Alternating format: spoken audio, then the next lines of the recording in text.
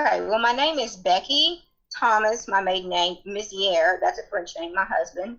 I am a member of the Clifton Choctaw tribe. I'm also Choctaw on my father's side, and most of his family live now in Oklahoma. Okay. And where are you from and where do you reside now? Well, I'm originally from Rapides Parish, a small community. The border of literally on the border of Rapides Parish and Vernon Parish. It's a very rural area, in which I grew up in. Very small. What's the name of the place, if you don't mind telling? I think the actual name it's going to be listed under Boyce area, but being rural and remote, it's actually Clifton Choctaw. Okay, yeah. Yeah. And where do you live now? I currently live in Natchitoches Parish. After I got my master's degree in social work, then I moved here in Natchitoches. Actually, it's kind of just across the way from Clifton. And we have 40 acres here and a farm, so that's where I live right now. Oh, nice. Yeah, so not too far away from where I grew up. I love the country. That's awesome. Could you please tell us your life story in about 3 minutes? Like, what's a short version of your life story, Becky?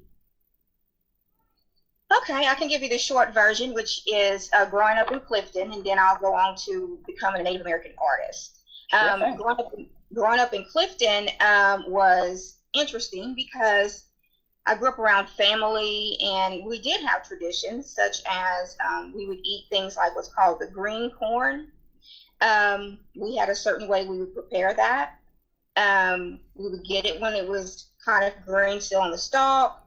They would boil it down, and it made like this mush. And that's what we would eat growing up as a child. I assumed that the rest of the world ate the same thing. But it wasn't until I became an adult that I realized, wait, they have no clue what I'm talking about. So that was one of the indigenous traditions and food ways. But when we were little, we would all get together with cousins and friends and, go play in the woods. We did gather berries, believe it or not. My mom's side were pretty big on hunting, so they always hunted. But of course, also growing up in a rural area, we had things that we could do that regular children didn't, but we didn't have access to cable TV or things like that. Matter of fact, they didn't get electricity out in Clifton until 1960. Wow. Exactly. I was born in 1975, so it was just a little bit before me. Then when I got probably around 10, 11 years old, my great aunt on my dad's side, Pearl Tyler, was making Native American baskets, which was pine needle baskets. And my mom learned from her. And so me being little and kind of just hanging around, I learned from them. That was probably around the age of 10 or 11. So as time went by, moving into adulthood, that's when I actually absolutely loved to do the Native American basket weaving. For me, it was a form of therapy. And I always loved to challenge myself. So eventually I ended up becoming a master basket maker. Only a few of us left in the South that actually belonged to a tribe that still practiced that Native American basket weaving. And so later on, I still do basket weaving. I still do that. I've attended, plenty festivals, excuse me. I've had stuff in museums in New Orleans and Europe and different places like that. But now I'm also a social worker. And anytime I get a chance to, I'd love to give back to tribes and, work for free. Could you tell us, please, what is important to you? And what's important to me is passing on traditions, people understanding and knowing the struggles Native Americans have had. And I say especially Louisiana, because most people think that because you're from Louisiana, you're automatically Creole, or you're automatically grouped as, Acadian or something like that. But my goal is to let people know, no, Louisiana has a large indigenous population, always has, historically and presently. You can never judge somebody by the way they look or talk or where they come from. You just don't know their background. And for me, that's extremely important, is to educate people on indigenous people and the lives they live, and still the struggles we have today. Speaking of that, Becky, what is your own sense of indigenous personal identity? I personally and have always grew up Choctaw, especially with my dad. My great uncle, Paul Thomas Jr., he spoke a little bit of Choctaw. We didn't learn. I've learned a little since I became a little older, but growing up, I was always grew up indigenous, always, said I was Native American. That was never a question. It was actually kind of funny because the area I grew up in, we were the only little shade of color. It was, and actually about 20 miles all the way around us. We grew up in a southern white area, and then, here we were, a different population altogether. So do you feel like you didn't, I think probably maybe because you were, like, as you said, this only sort of community of color in the area, so it seems like you didn't really struggle with having to identify as Native when you were growing up. Oh no, we did. You did? Okay. Can you tell us about very those much struggles? so. Oh, absolutely. All the way. Matter of fact, my dad tells a story of when I was still a baby, and apparently something had happened. They had to take me to the local hospital, and an African American lady automatically assumed that we were African American and white. Never even asked. So when my dad, gets the information and stuff, he saw on there where they put us down as African American, and he tried to explain to her that no, we are, Native American people. And it wasn't just little instances like that. Even being in school, you had tons and tons of people that would call you mulatto, or you're a mixed race. I mean, pretty much anything but what we were. But, and on the other hand of that, then they would say, hey, yeah, I heard y'all were Indian, but all the Indians have been conquered, and they're in Oklahoma now. So it was a rough child growing up because you had these mindsets of Westerns, I think, that gave people an idea of something that was totally not true.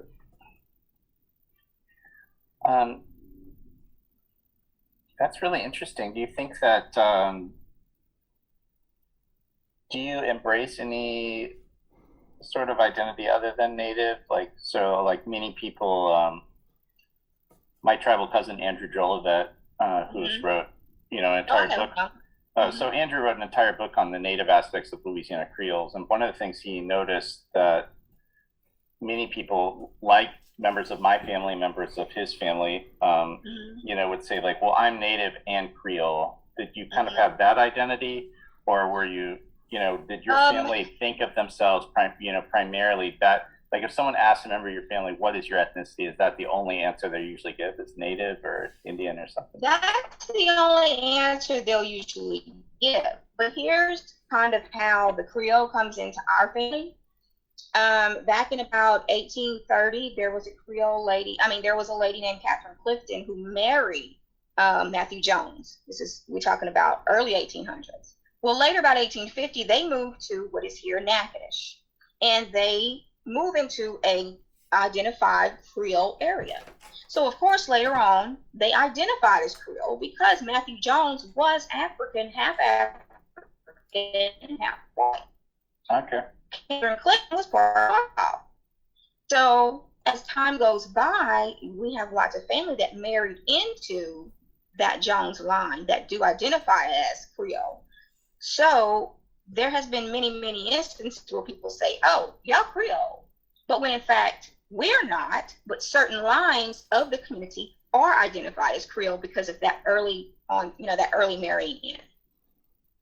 And so, yes, there are times when I'm sure most say Native American, but then those that's married into the Creole community, they do claim Creole and Native American. Okay. That's interesting.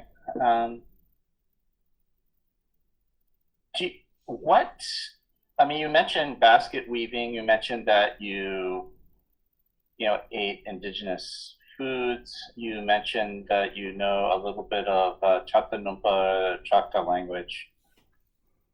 Just in general, though, what indigenous cultural practices do you engage in regularly? Regularly, I practice Native American still to this day. So that would probably be the only one that I'm familiar with and connected to.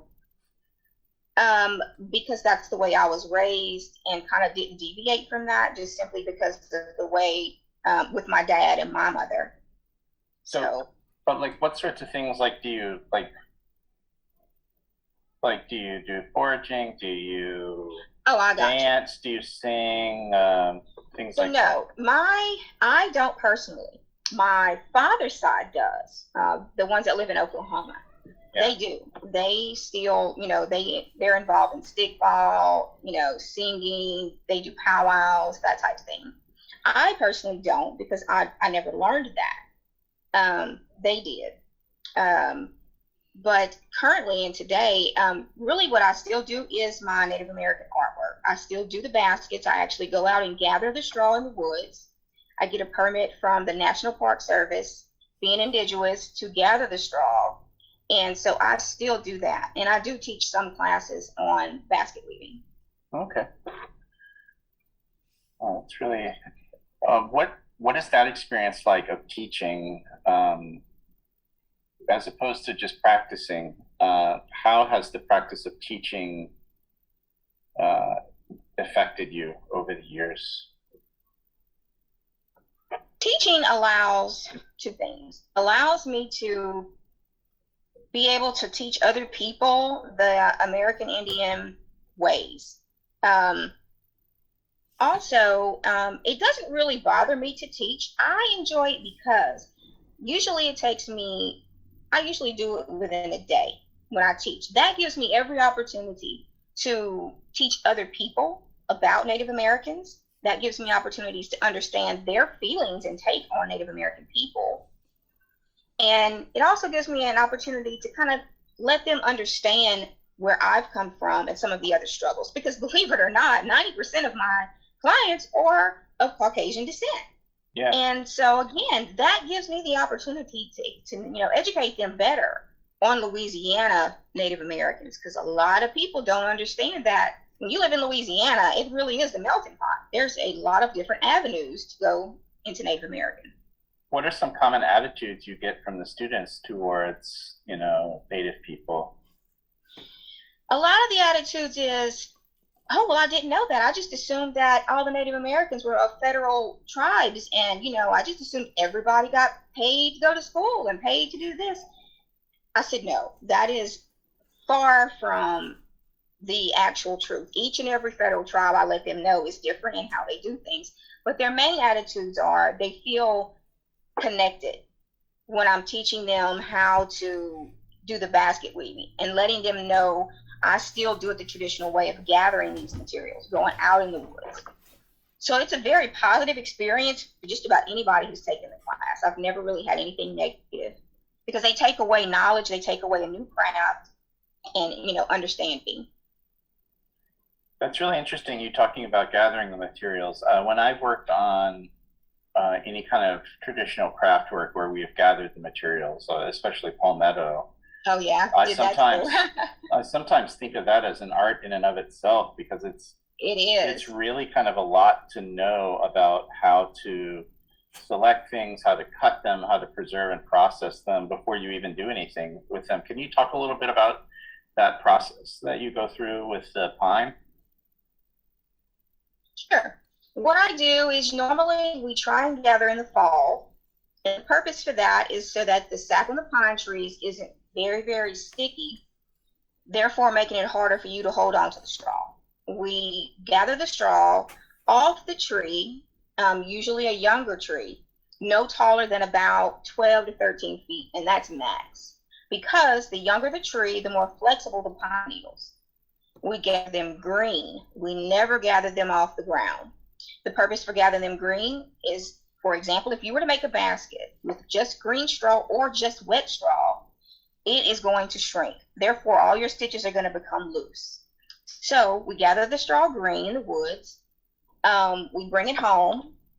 We usually then put it in a dark area with lots of air, about 2 weeks, and then the straw is dry. It's still green, just a little bit lighter color green. Then it's available and ready to start making your baskets.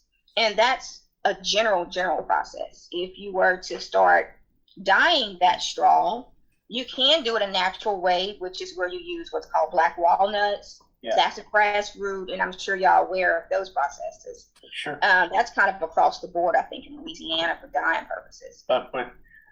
So the three of us are definitely aware of both of those. But for those who might be watching us who aren't so familiar, maybe could you say a little bit about that? Sure. When you are going to dye a natural material, for example, black walnut, which is found here in Louisiana, you would boil that. You would boil the black walnuts in a big pot or whatever you have available until you start to see the color start to come available. And then you can put in your straw or whatever material, even palmetto, or some people know it as river cane. You add that into that hot water because the heat is going to adhere that color to that material. Afterward, I call it my second process, is when you dry it again. That sets the color. But there's people who use other materials like the sassafras root. Tom Colvin is excellent. I know you guys know him. He's come up in almost every interview, I think. Is that correct, Haley? Haley, I'm thinking Tom Colvin has come up in every interview so far. Am I right about that? Maybe so. I don't know. But yeah, come on. Had such an impact. Yeah. You mentioned river cane. Do you also make things out of river cane? I do not. I know how to do it.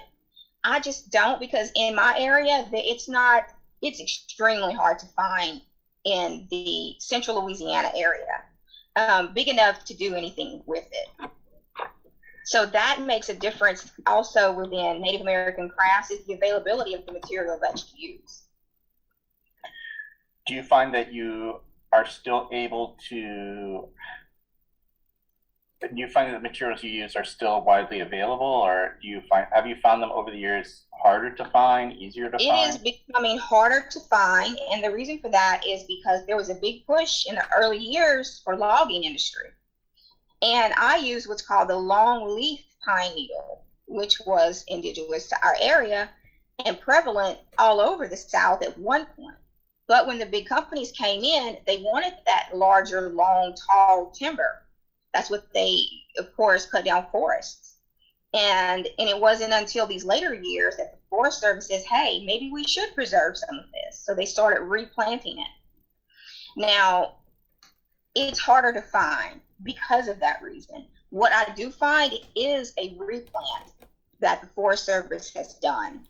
I have some friends at the Coshada tribe. I'm sure I know them as well, Marjorie and them. They drive actually a good ways. I think they said a couple of hours before they can find straw that they need. Whereas me, I only drive like 10, 15 minutes and I have, an abundance at my, area, but only in certain areas. Not as nearly as abundant as it was at one point in time. And I would expect that years down the line, it's going to be like a lot of the other materials. It's going to be hard to find. You're a member of a non-federally recognized tribe. Have you find that has an influence on how much you can campaign for preservation of some of the materials you use, or is it an issue when you try to do preservation work? I actually have not tried to do preservation work. I would imagine that it would have some influence because, as far as federal funding, of course, yes, it would. You would not get the federal funding grants that you would, if you were a federal tribe. But in general, I think as an artist, I think it wouldn't affect it as much on an individual level. But if I did it on a state level, it probably would affect it. Because, you know, in the world of today, government tells you what to do and what you can't do. They tell you you're Indian, they tell you you're not Indian. I guess you talked about like some of the indigenous practices you engaged in. What are some cultural practices you might like to engage in, or things you haven't done, or maybe have done infrequently that you would like to learn more about, or you would like to? You know, I met a friend when I was in New Orleans at the Jazz Festival. She was actually from Africa, and they were making the African baskets. Very, very similar to the way I do it, except I just kind of actively over between some of the African art. Can you hear me? Hold on a second, Becky. Ida, can I ask you, did you get that last sentence of hers? Was it just me that it garbled for, or was it you too? Because I'm also having internet problems. I just wanted to know if the last sentence was garbled for me or for all of us. Okay, so, all right, yeah. So it seems like we didn't quite catch you. You said they were making African baskets, except for, could you repeat I can restate. You know. Thank you so much. Sure. When I was at Jazz Festival, I met a lady there, and she was in the African area, and she made their traditional African baskets. We got to talking, and it was very similar, their practices, to what Native Americans in the U.S. does. And if I had the opportunity, I probably would take the opportunity to just get a feel for what they do and, you know, their practices of gathering and what it means to them as well. It was just kind of fascinating that across, you know, lines, there's still some similarities in Indigenous people from all over the world. Have you traveled? You've mentioned that some of your baskets are in collections in Europe. Have you traveled to talk about and display your baskets outside of the U.S., or have you traveled much in that regard around the U.S.? I've traveled around the U.S. I've been to Mississippi State, and done some stuff there. And I was trying to help another area in Mississippi kind of do some revitalization with their basket weaving with the pine needles, because Mississippi Choctaws are more with the river cane. Okay. But there were some that were interested in doing the pine needle baskets, because they have pine needles there as well. So I've done that. Like I said, I've taught at different universities, you know, small speakings about Indigenous people and about my art, and, you know, kind of how it came to be, who's still doing it. So yeah, it's gave me opportunities like that, but I've never actually taken the opportunity to go outside of the U.S. I was invited to the Smithsonian. My luck, I got sick that year and couldn't go. I know, once in a lifetime, right? Yeah. And so yeah, I mean, I would love to travel outside the U.S. I just haven't really had that opportunity yet, or taken the opportunity. I'll put it like that. Sure. You mentioned growing up, you know, with your family and Native people in Clifton, up in but in general, who do you see as your community? Like, when you think of who your community is, who do you think of as your community? I think of my community as where I grew up.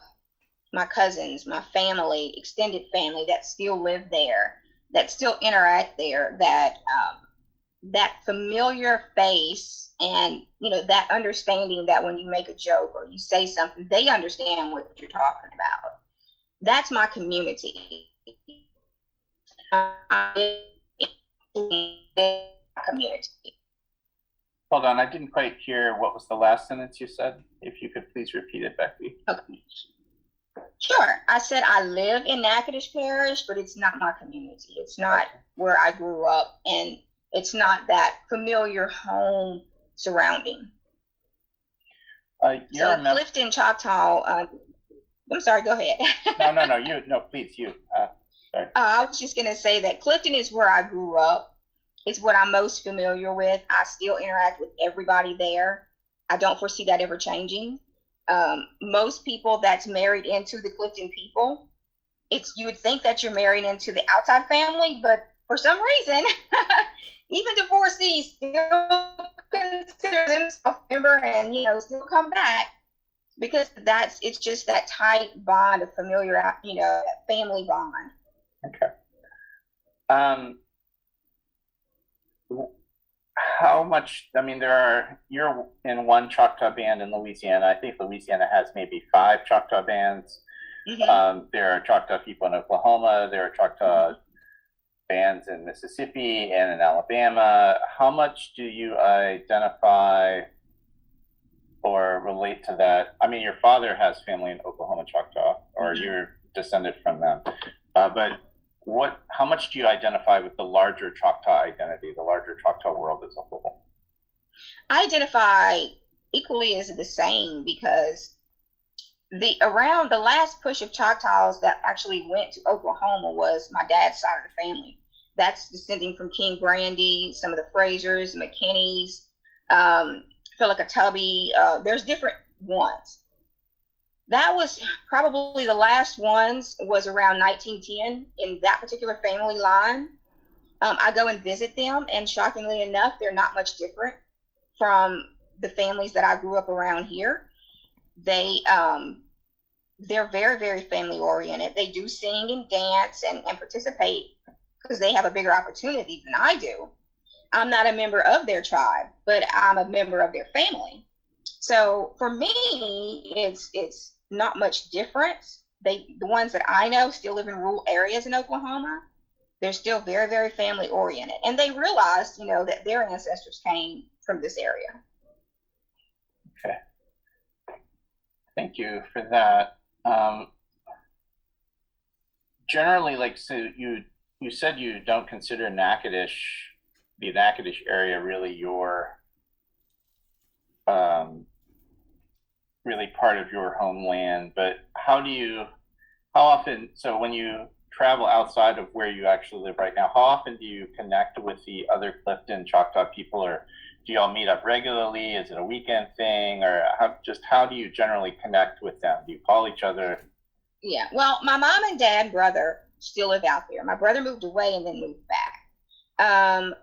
Tons and tons and tons of cousins still live there. So on a daily basis, I'm always connecting with them in some way, shape, or form.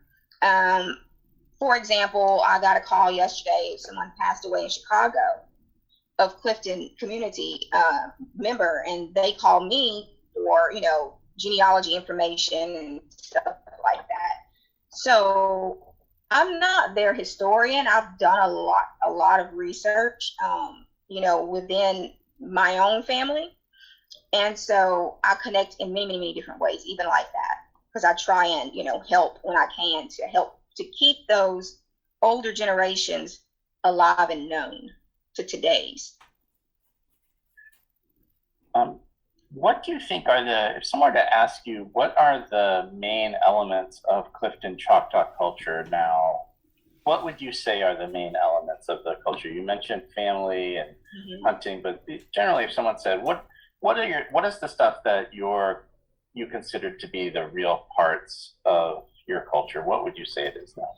Well, I think right now, culturally, a lot of the generation that's there now, they don't do a lot of the things that we used to do. They're interested in car shows and, they still get together and play baseball games and stuff out there. But culturally, mostly they're identifying as Native Americans, but they're not really practicing. It's only myself and my mother now that practice any Native American artwork of any sort. But the identification and they have what's called a tribal center out there. So they'll have like Easter egg hunts, Thanksgiving, stuff like that, where all community members are invited to participate. Those types of things, I think, is what kind of keeps them together nowadays. It's not so much like it was in the older days where they all got out and, gathered corn and had syrup and stuff that they made at their house from the local, sugar mill. So it's very different now than it used to be. Do you think does that concern you, that there are It elements does. that aren't being continued? It does, because I think people get caught up in I'm Indian or I'm Native American, and they don't stop to understand what makes them Native American. How did you get to that point in history and in your life? What makes you a Native American? It's more than just saying that I'm Choctaw or I'm whatever. Indigenous people are alike in many ways. Doesn't have to be a certain name that connects you. In my personal opinion, for me, it's connecting to something that was traditionally done years and years ago that you still feel is an element that you have to continue because it makes you who you are, not just a name that connects you. I hope that makes sense. That's interesting. It seems like your identity is very, I guess maybe I'm taking you to say, like, for some, like, the cultural practice isn't as much a part of their identity as maybe their ethnic heritage, or that's sort of what you're saying, or? In a sense, cultural practices does play a big role, but in my personal opinion is Native American, I don't care if you're 2% or if you 90%, you're still Native American. I think that it's your responsibility as an American, no matter what that percentage is to find out as much as you can and try and preserve that, even if you never knew anything about it before. The moment that you know that you're Native American, I believe it is your responsibility as an Indigenous person to learn as much as you can about that, because it's going to fade fast. And any little information you can learn or give, to me, is at least being respectful to your Native American heritage. What do you think is necessary to continue your Clifton Choctaw culture? Like, what do you think is what would help to continue the culture, preserve it? I think with Clifton specifically is they're like most state tribes, they're kind of caught up in the I want to be federal. But with federal, and I know all of you know the ins and outs of that whole long process, which is absolutely ridiculous. Yeah. But I think in order for Clifton to survive over time, you need to also add to that is teaching those younger children the importance of being Native, maybe do some type of language revitalization. That helps dramatically. And continuing traditions and letting them understand that, we've stood the test of time. This community's been here all this time. We're still on original lands that they've had since the beginning. Those things matter as well as, I want to be a federal tribe. What's your general relationship with the Choctaw language? I know there's, a famous story in Brian Klopatek's book, Recognition Odysseys, which is, Yeah, I knew him as well. Major section about the Clifton, about, a story about one of your former chiefs, speaking Mobilian and the hospital with the person who would become the first chief of the federally recognized Tunica Biloxi. And that was, I guess, back in the 1980s, so well within. That was my great uncle. Okay, so well within our lifetimes. I know that in my own tribe, I did have some relatives who spoke Mobilian, like when I was very young. But people who spoke Ishakoi or whatever were, probably hadn't spoken it in a while by that point. Sometimes words endure. Do you find that there are any Choctaw words or phrases that endure? Are there anyone still who speak Choctaw or Mobilian, or is that sort of part of your practice that in your community or at the tribal center? Unfortunately, when my great uncle Paul Thomas died back in the early 90s, any knowledge of that died with him. No one was, I guess, either interested in learning or just did not ask the right questions. So unfortunately, there's no one there now that speaks Mobilian or anything like that. I took an interest simply because I felt that it was something that needed to be, preserved some kind of way. I'm slowly learning because, to learn another language is not something that you jump into. I don't care who you are. It's true. Especially Native American language, you got to think about it totally backwards from English. So that is one of the major things I would love to see out there is that revitalization. Because let me put it to you like this. When I was in Oklahoma a couple years ago visiting, I was at a memorial for one of the Brainies that passed away. An older Choctaw guy, he's actually half Pashada as well. Their last name is OBB. You may have heard of that last name, I'm not sure. Yeah. But he said to me something that kind of stuck with me. He said, the biggest trick, he said, that the white man, he said, did was tell Indian people that they didn't need their language anymore and they wasn't white. He says, when you did that, he says, you took away a large portion of what Native people believed. And it's true. If you think about it, it was not a good thing to be Native American at a certain point in time in history. So when you did that, you not only, made them branch off into these other entities and areas to kind of assimilate, but you took more than that. They took away your identity. Even till today, and I really hadn't thought about it that way, You mentioned visiting with Choctaw people in other areas and members of some other tribes. In general, what sort of cultural activities have you adopted from indigenous peoples of other areas from where you might have traveled or lived? I don't know if I've really changed much other than just knowledge. Well, I take that back.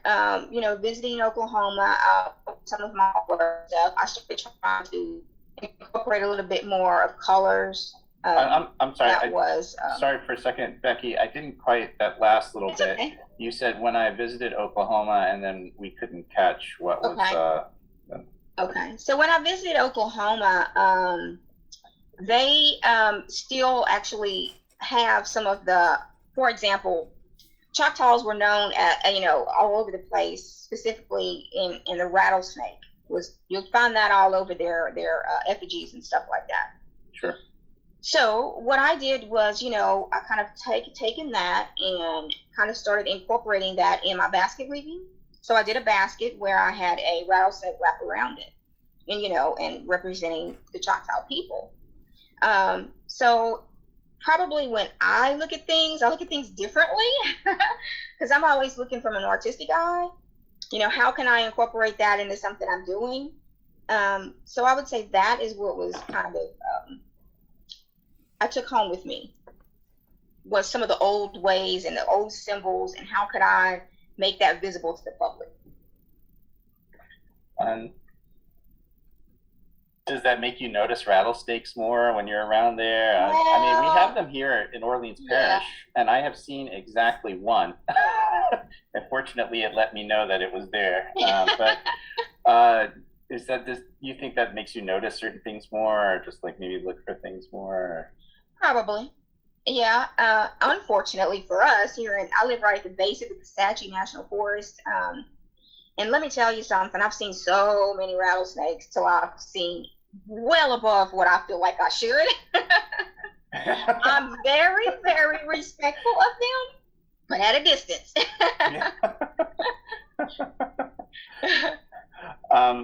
Are you often, you are a public figure in terms of being a Native artist, but just in general, are you often asked to talk about your Indigenous background, or do people ask you to talk about it when they run across you in the street or in your life as a social worker? Are you often asked? Not really. Sometimes, if I'm somewhere and somebody may ask me, hey, you look Native American, or you look Creole, or you look Hispanic. I can't tell you how many Hispanics I've had speak to me. I don't know anything about Spanish language. But then if I have the opportunity, then yeah, I'll give them a little information about, about me, or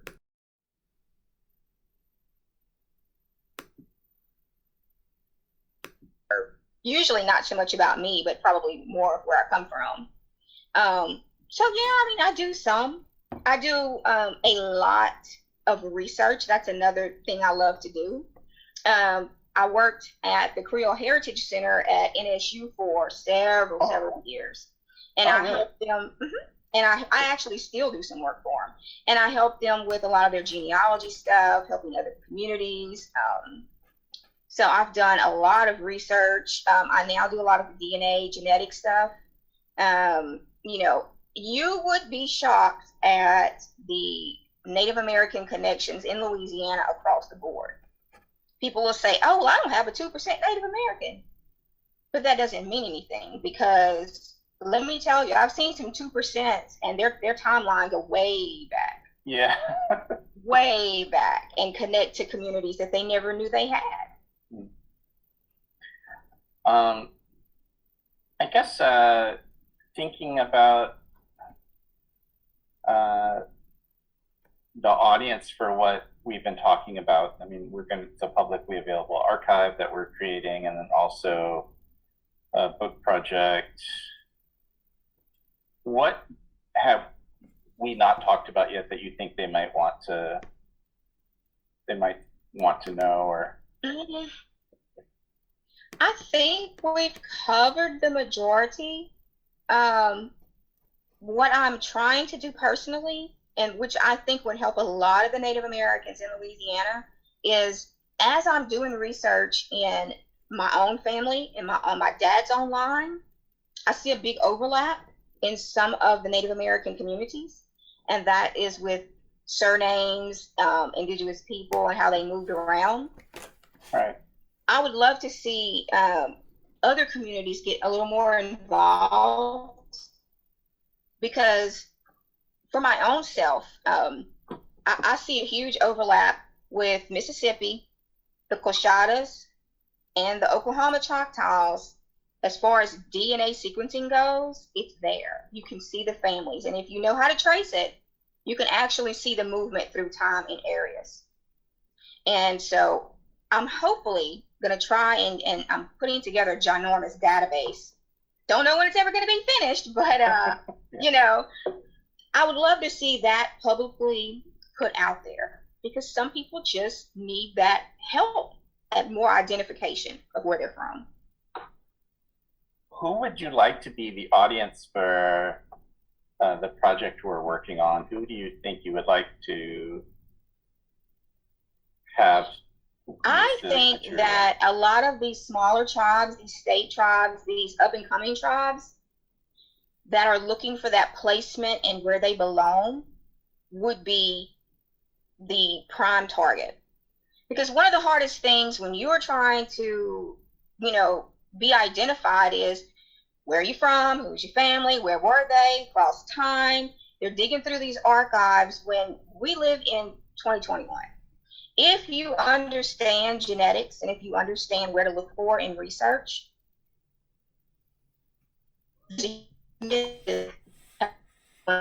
identifying people and where they were in placements. Names change. Well, why did it change? I'm sorry, Becky, I didn't quite hear the last sentence. Okay. If you know where to look for, and then... If you know where to look and what regions to look in, what ideas and names you're searching, you would be surprised the information that's out there for free. I mean, and it's just a matter of being willing to help people.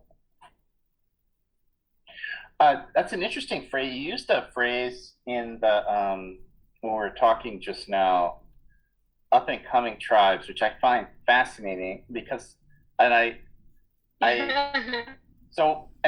just gonna tell you, I look behind your head and I see the Handbook of North American Indians behind your head on the bookshelf. Oh, we're on Zoom. I wasn't even paying any attention to what was back there. And I'm a former librarian, or I guess still librarian by training, and I just maybe notice books more. But But one thing I do note is that in Handbook of North American Indians, I mean, I'm a Takapa Ishak, and we are the person who I guess the anthropologist who wrote the article on us, who apparently doesn't have an internet connection, which is sad for anthropologists, lists us as being, extinct, really. And there are 4 very well organized bands right now that I know of, who have our own websites. We do language work, cultural work. And I mean, he obviously just never looked. Like, it's kind of lazy. Oh yeah. I won't even mention him by name because he doesn't even deserve it. I'm just going to say he doesn't exist. So there you go. But it's interesting because sometimes there will be tribes that have sort of cultural revitalization. So like we talked to Robert Caldwell. I know him. And I just think of how much work Robert has done. And I think a lot more people know about his tribal culture because of writers like Robert Caldwell, also Thomas Perry, the poet who's from the Choctaw Apache tribe of Ibar. It does seem like sometimes some non-federal tribes need certain individual people to kind of promote their tribal culture, like Rosina Philippe and the Atakapa tribe down in Grand Bayou. Can you elaborate a little bit more on like what it means to be an up and coming tribe, in the sense that so you're simultaneous? I mean, you're the oldest cultural people in the area, but also up and coming. Can you talk about that a bit? So when I say up and coming, that is literally for the white man. I am literally saying that phrase literally for the white man because I know for a fact your tribe specifically, and it's ironic. I was just doing some reading a couple days ago, and it was an interview. And if I can find it, I will email it to you because I run across stuff and I email to people all the time. And it was in an email, and she was talking about her Atakapa people. And I'm thinking to myself, as I have many times, these people were never lost, ever. They've been there the whole time. That is a statement that is strictly political.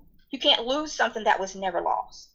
And I give you that example because Clifton was the same way. Where we found the Indians. You can't find something that was never lost, And that's one of probably my biggest pet peeves is when people say, hey, who are you? Where did you come from? I never heard of that. Well, just because you never heard of that doesn't mean that we had to go announce to the world who we were so that everybody was aware. Do you think it's important? Maybe you didn't want people to know. Do you feel it's important for the non-federally recognized tribes to make people aware now?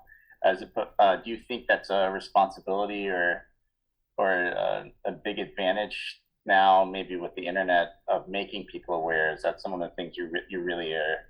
I do. I highly, highly, highly recommend, the people that take advantage of technology today. Take advantage of another scholar that you trust and that is going to give you the truth. Take advantage to let people know who you are. And don't ever worry about what people say about you, because no matter what you do, they're always going to have something negative to say. But as far as the Atakapa people, I've ran across documents, and I know for a fact that they were there. A lot of the Choctaws that were originally to these areas that went to Oklahoma lived right there among them all the way. And I know for a fact all the way from Mamu, Drury Flat, Spring, all of those areas was heavily Native American at one point in time, especially around the mid to late 1800s. They were interacting daily. They were never lost. They just chose to say, hey, I don't want to fool with y'all over there. So, that's my take on it. You mentioned some of the struggles of preserving your cultural identity. What gives you hope? What are some hopeful I hope that hopeful things would be tribal communities that are taking their people and bringing them to the forefront now. Letting people know, hey, we've always been here. We're still here. And now it's time for us to put our voice forward. I am hopeful that a lot of the state tribes, non-state tribes, Native American people will raise their voice before we get to a point in history where it's totally forgotten again. That's extremely important. What would you like to leave behind for future generations? You personally? Personally, I would love to leave information, who they are, who is your people. A lot of people today want to know where did they come from, who are your people, and what were your struggles. If I could leave that behind for my people, my struggles, or even other Native Americans, I would so do that. They need to understand that who you are today has not been easy to get here, and I don't foresee it being any easier in the future. How would you like to be portrayed? That I cared enough about my heritage and other indigenous people that I spoke up and was willing to help anybody that needed it. Thank you, Becky. I'm pretty much wrapped up with the specific questions I had lined up for you, and Haley undoubtedly has some questions. Haley, I take it that is true. Maybe Haley would like to ask you some questions. Yeah. Thank you so much thanks so much for your time and your comments. I wanted to loop back on 3 things that I heard that were that I was curious about. The first was I wanted to know a little bit. I was just curious to know, do you participate in the Intertribal Basketry Summit? I do every year. Do you want to, for the listeners at home, can you talk a little bit about what that is and what you do with it? That is where the Native Americans artists get together, and they it's a great time for us to fellowship, new ideas, what's going on, get in touch with family, how's everybody doing. But it's important because you get to see what's going on specifically in Native American culture today. Is it just with your tribe? No, there's other tribes. There's Coshadas. There's even state recognized tribes, because of course mine is. It's just kind of across the board. Tom Colvin, another name familiar, he's also there. And, so it's an opportunity for everybody, and they give it to the public as well, to come and see what's going on in Louisiana. Who can you meet, or what other tribes are doing, and even in the Alabama Coshadas. So it's kind of across the board, but it's so very interesting because you get to see the people, and you get to see them do their artwork, one-on-one. They'll even sit down with you, because I do. You want to see how it feels to basket weave? Here you go. So it's a great opportunity. Great opportunity for people to go and see. Is this an invitational? Are people allowed to go? Is the general public allowed to go to this, or is this a closed thing for tribal members? The general public is allowed to go, but to actually participate, at a table, you're invited. Okay, gotcha. So if somebody wanted to go to the Basket Summit and observe and watch and talk, they can definitely do that. Oh yes, because there's tables set up, and I help usually each year with that. There's a specific table that's set up that the Tunicas do, and they'll pick some of us each year to say, hey, can you help with this table? And that's specifically for teaching outside people how to do Native American crafts. That's beautiful. It's a lot of fun. Yeah. So another thing that I'm thinking of is basket weaving and your art within that. I'm thinking, as an artist, there's things that you try to reflect within the things that you're creating. There's thoughts of, reflecting the past and making sure you're doing justice to the people who have taught you the skill. And then there's also this thought of, the reason you're doing this is to develop something and also to express something within yourself. I was wondering if you can talk a little bit about, what are the skill things that you feel like you concentrate and focus on replicating to be true to your past, and then what are the parts within your art that you're trying to add and develop and let the audience know that's something that you think is important? And that's a great question. This is the reason why most of the artists I know, we do focus on tradition, but there's also what they call contemporary art.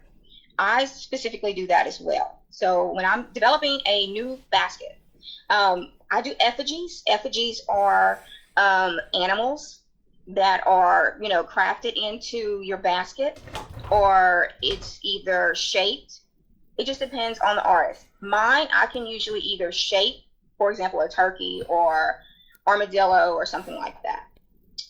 Or I can also incorporate that image woven into a regular traditional basket. Oh wait, so I'm sorry, I think I'm just understanding this. So you're weaving an effigy, or you're weaving a sculpture almost that's in the Right. shape of the animal? Oh, that's Correct. okay. Mhm. And is that traditional, or is that something that It you're is. contemporary? That's traditional. Interesting. It's traditional, especially with the Poshadas and the Choctaw. You'll find that a lot because effigies meant a lot. For example, I do a turtle. I've done them life size and I've done them small. It literally is in the shape of a turtle. It's, all dimensions. I use pine cones. Sometimes I'll dye the pine cones as well as a straw to make a basket look whatever way that I'm trying to, get something to look. I do something called the red-winged blackbird basket. That's a red-winged blackbird is in my area. So I'll dye my straw black and I will add red and other forms of black in the basket. And that's not traditional. That's more contemporary because they wouldn't have been dyeing and incorporating stuff like that, when traditionally. I do it because it brings awareness again to my area. I have two questions. First is, can you talk a little bit about the historical significance of effigies? And then can you also talk a little bit about how making these contemporary structures brings awareness to your area?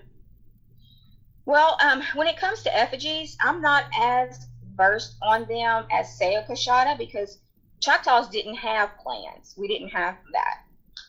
Whereas the Coshadas did. They had like the Turkey clan or the Turtle clan. That is where the effigies would have come in specifically for them. In other words, let's say you had two people that belonged to the same Bear clan, for example. They could not marry each other. They couldn't date. They couldn't do anything. But they could, one of the other clans may have been, say, the Turkey clan. So the clans meant different things to different tribes. Choctaws never really were in clans. They were more hierarchy stuff. But they also, though, acknowledged the effigies and those things as significant. But just in a different way. They were doing stuff like that in terms of hunting, just different meanings, not quite the same as a clan type of traditional community type thing. But in today's effigies, it still means the same. You'll see certain communities. For example, I was talking earlier about Choctaws were known for rattlesnake. I incorporate that in some of my baskets.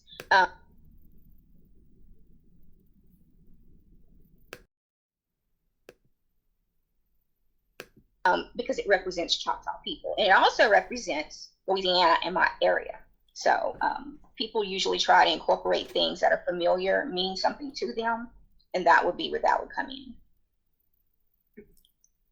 Could you talk a little bit about, you were talking earlier that these contemporary structures and these non-traditional dyes and sculpture methods that you're using within basketry, you're using to bring awareness to your area. Can you talk a little bit about how exactly you're doing that and what that means and why it's important to you? For example, I'm working on a egret. It's going to be a life-size basket. Wow. With the legs and everything. That is requiring, definitely commercial stuff. I have some wiring on the inside to shape it. But the basket is actually the body and the head and that type of stuff. And those are definitely known to Louisiana. And I think that's just awesome. I also am working on a heron. So, I try and pick things that are familiar to me and that I love in nature, and I think it represents Louisiana because, for example, if somebody bought that basket from Europe, there's a story with it. This is an indigenous bird, this came from here, this is why it was made. So, sometimes you can speak through your art rather than through words. And so when I sell somebody a basket or give somebody a basket, I make sure they know that. So that would be more contemporary than it would be traditional. Traditional would be more of your oval shaped baskets with certain colors, with lid, without, or some effigies. But these larger effigies and more specific in detail, that's more contemporary now. How does the Intertribal Basketry Summit feel about these new contemporary designs? They love it. They love it. I mean, it's an opportunity to show you that this artist cares enough about what they do to take their basket working or their artwork to another level. It shows that you care enough that you're not stuck in one rut, that you're able to keep that traditional stuff alive, but you're able to also understand that this is a new world and you may get through to people that are in a younger age and they also want to see how do they fit into this world. That's where your contemporary would come in, and you're going to bridge the two together like that.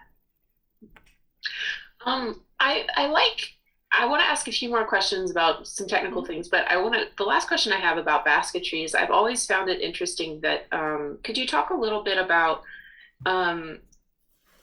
what type of care, or, if someone purchases a basket, it's almost like a living thing. Could you talk a little bit about like personal care and hygiene of your basket post-purchase? So, because it's a natural product, you want to keep it away from the light, and you really want to keep it behind a glass if possible. And what that does is preserve that for years and years and years to come. It also brings the value up on baskets. I also do what's the word I'm looking for? Just because I'm listening and waiting.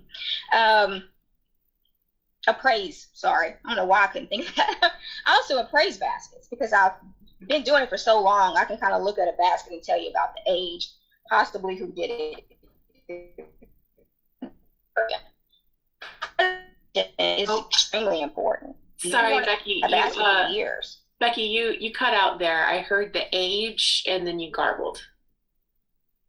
Okay. I've done this so long that I can kind of appraise baskets as to their value and, who made it sometimes. Also, the value. Preservation is extremely important with any kind of Native American basketry, because if it's susceptible to elements outside and sunlight, that's going to start breaking that material down. And if somebody's taken months to create that for you, you want to keep that forever. Because, for example, Miss Lorena Langley, I think it's Lorena Langley, but she's a Langley. She passed away several years ago. One of her baskets went to the Smithsonian. Now, the person who purchased that basket paid $50 for this large 12-inch, diameter basket. It's valued at $16,000 today. Wow. So, I try and educate people on that as well. If you're just getting a basket because you just kind of want to get it, that's fine. But if you're getting a basket to pass down to other generations in your family, you want to preserve it. And you preserve that through keeping it away from direct sunlight and possibly behind glass if possible. Gotcha. Thank you for that. It feels like almost like a relationship once you have a basket, because it is. Yeah.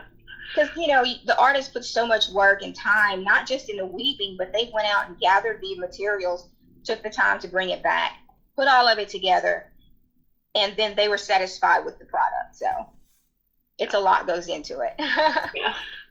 I'm interested about you brought up, I was hearing this juxtaposition between, these very old traditional skills that you're interested in passing on and kind of developing contemporary uses for, and making sure it thrives and continues. And then you also have this focus on contemporary in the moment within your social work and direct community action. But then you also have this futurism aspect of this DNA sequencing that you find useful and important. I'm wondering if you can talk a little bit more about that futurism, or that why do you think DNA sequencing is important, and kind of go off on that. That's kind of an individual preference. I find it interesting because it has connected so many communities to people they never knew they knew. And then DNA sequencing is just one tool in research. It's a stepping stone to get you to where you need to back that up through the old-fashioned genealogy research. When you've had those hand in hand, then you know what you're seeing is accurate. I can say that I've seen DNA connect certain communities through surnames, and they took those old folk tales and actually put it to a face or a community or a family member. It's important to some people, but it's also important to know that DNA is in its early stages. There's not a large population right now for any of the testing companies to give you an accurate percentage, because it's just not that big of a pool of Native Americans who tested. That is the glitch, so to speak, in DNA sequencing and DNA testing today. You have a large Caucasian, European descent pool to choose from. They can kind of pinpoint areas and families pretty accurately, because of the nature and how many they've tested.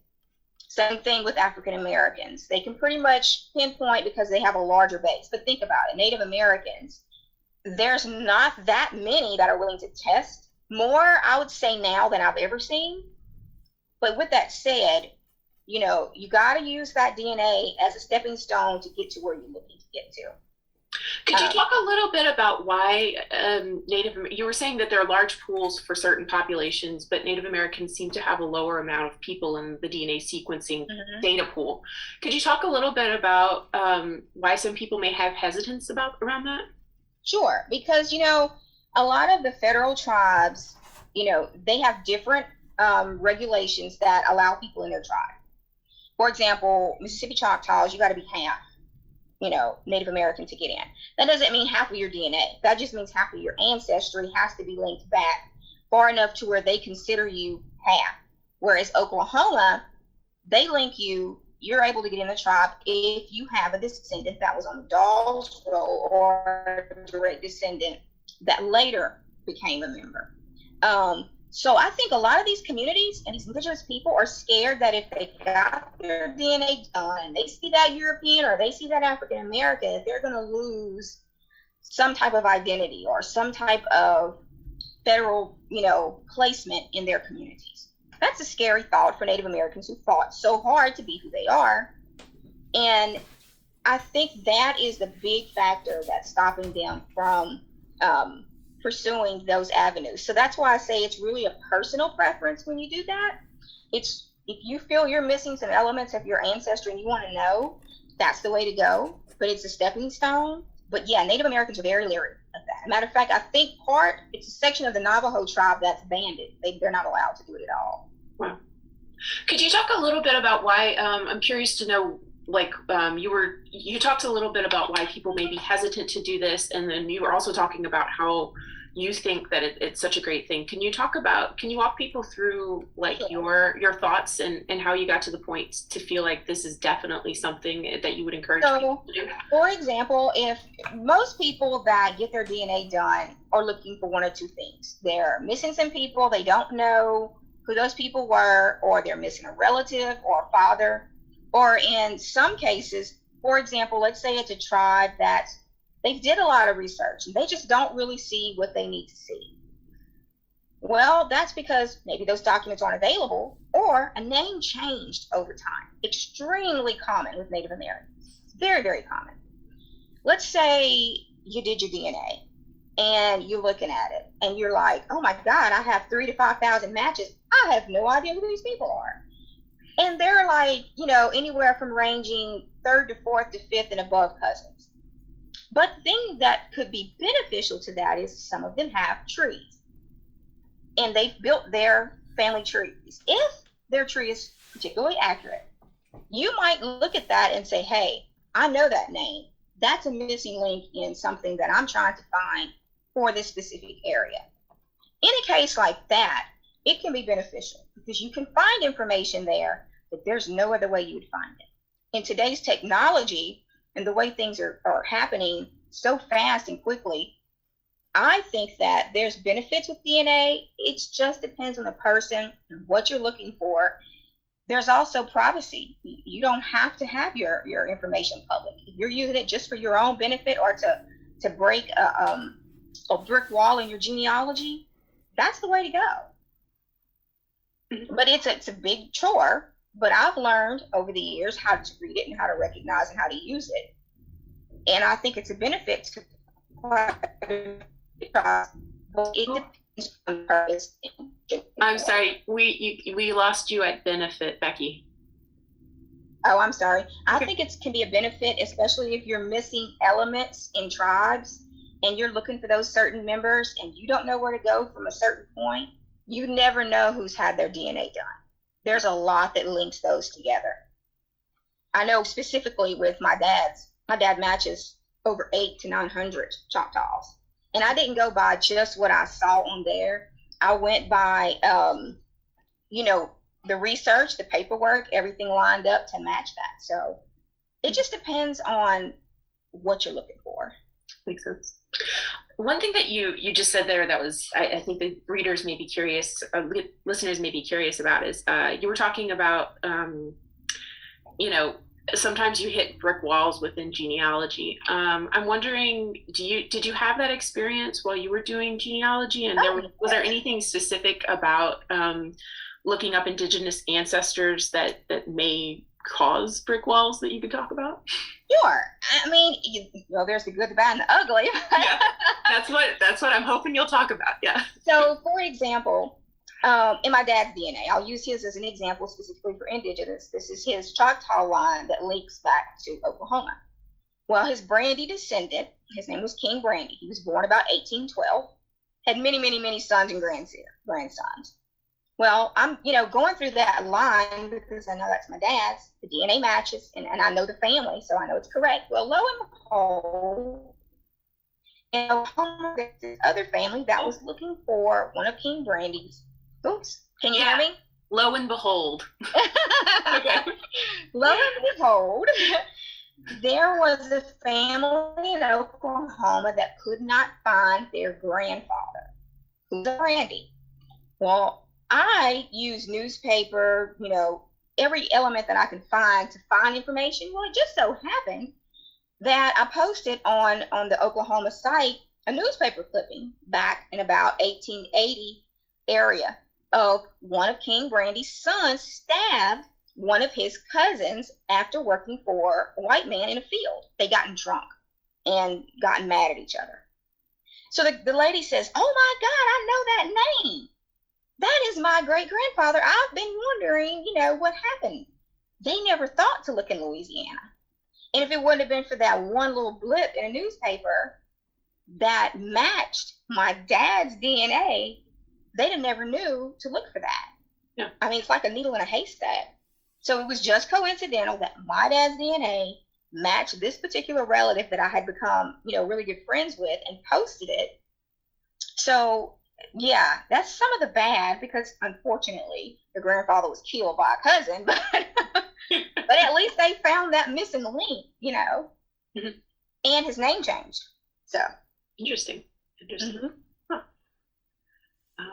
Well, yeah, I think that was my those were my main curiosities. The other thing that I wanted to talk a little bit about was you mentioned green corn earlier. Way back in the interview. I was wondering if you wanted to talk a little bit more about that. Yes. Growing up, my mom and them, they grow corn. They called it field corn. I think some of the farmers might call it cow corn. I'm not really sure. I know that it's field corn. It's not sweet.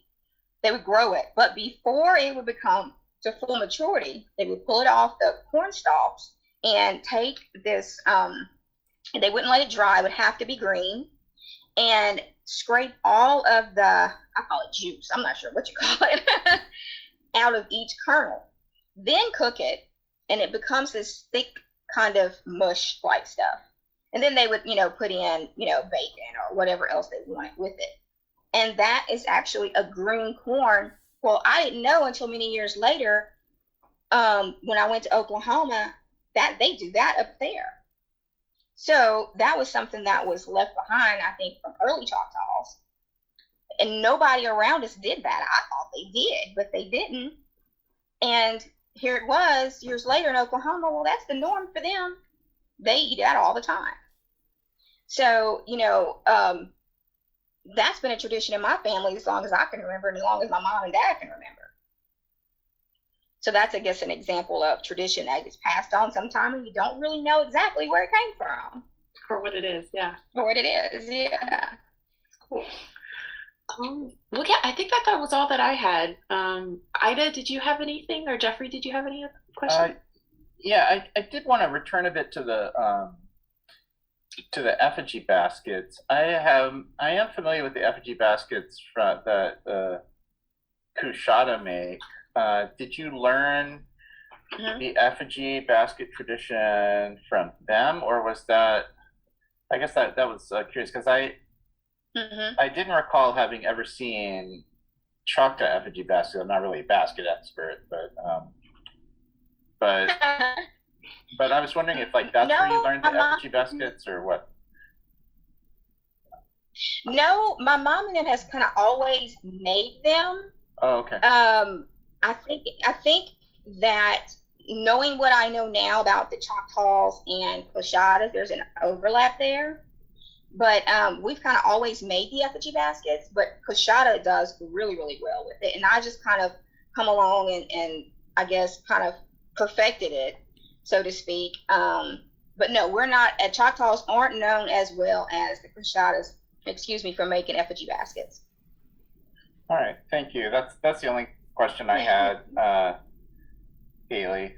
So definitely we wish to say a kokechito to you. Thank you very much for being involved with this project and for all of your really wonderful comments. There's just so much to think about.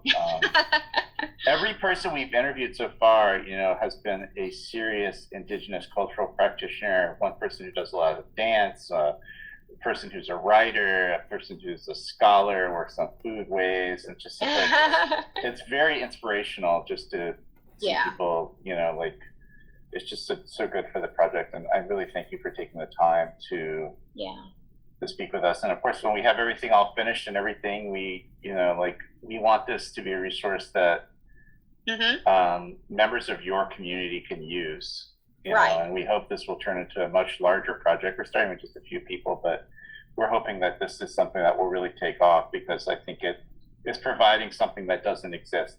And generally it's members of our communities speaking in our own voices. And that's what we're trying to do. And thank you for allowing me to come on and speak. Thank you. Haley, you have anything else you would like to say?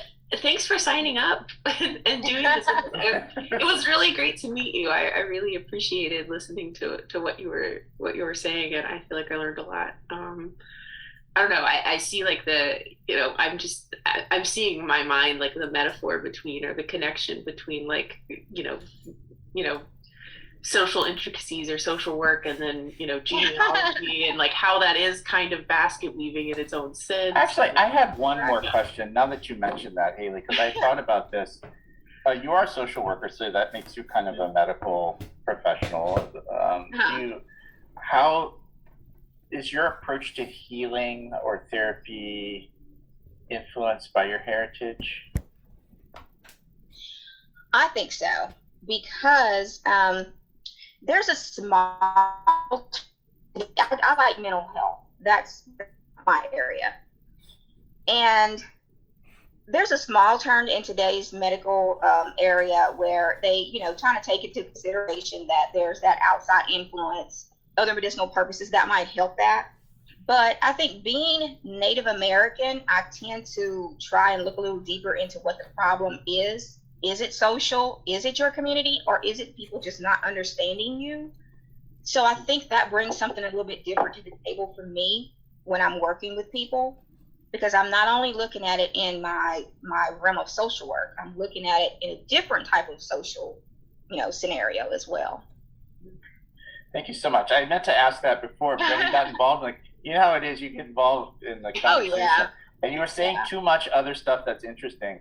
So, like, all right. Well, thank you very much, Becky, and thank you, Ida, for making all the technical stuff happen, etc. And Becky, really...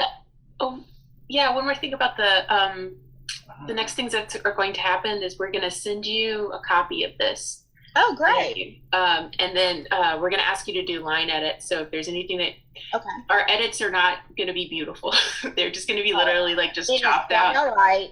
like just chopped out things. But we'll send you a copy and we'll ask you to see what pieces, if you need anything chopped out, and if we're good to go. And then once we get approval from you, then we'll start queuing stuff up for a website launch, probably winter time ish. Okay. That's fine.